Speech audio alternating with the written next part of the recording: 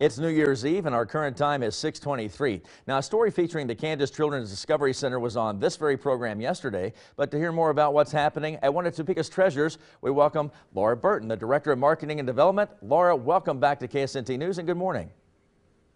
Thank you, David. We are so excited to be here on New Year's Eve. Well, what I have to ask, the Topeka Public School District returns to in-person classes on Monday. When will your board and leadership team make a decision to reopen the indoor area at KCDC?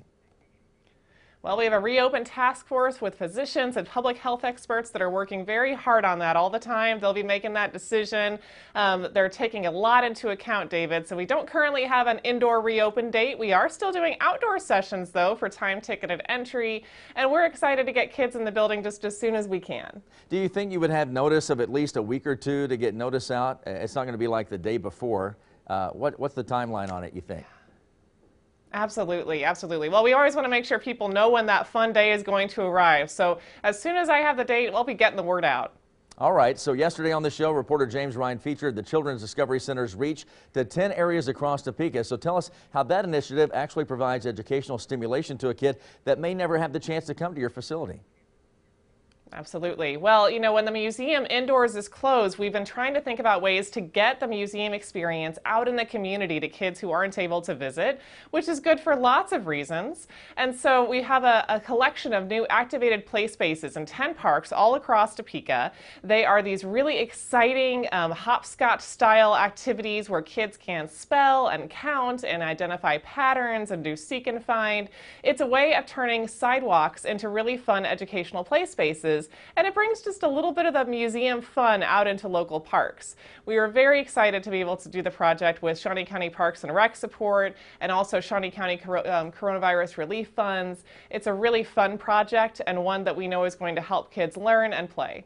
Now, here's what I really have to know about. 17 and a half hours roughly, 2020 is gone. In 5.5 hours, though, there's something big going on with today's New Year's Day virtual celebration, so give us some details.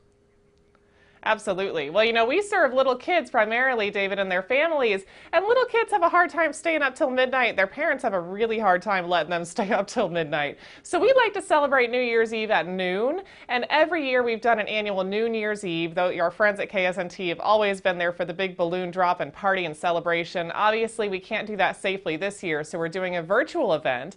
But the good news is the virtual event is free on our Facebook Live. Folks can tune in at 11:45 a.m. and we'll be doing dance parties, games, lots of fun things for kids, and doing a big countdown and celebration at 12 o'clock noon.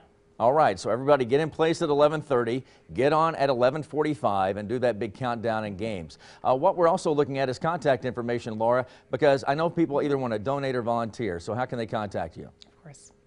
Yes, and our donors are so important to us. That's part of what's sustaining your nonprofit children's museum. And folks can give to us at kansasdiscovery.org/give. All right, Laura, best of luck with everything fun, and Happy New Year to you and yours. And stay tuned for what's new at the Children's Discovery Center in 2021 when Laura actually joins the folks for Fox 43.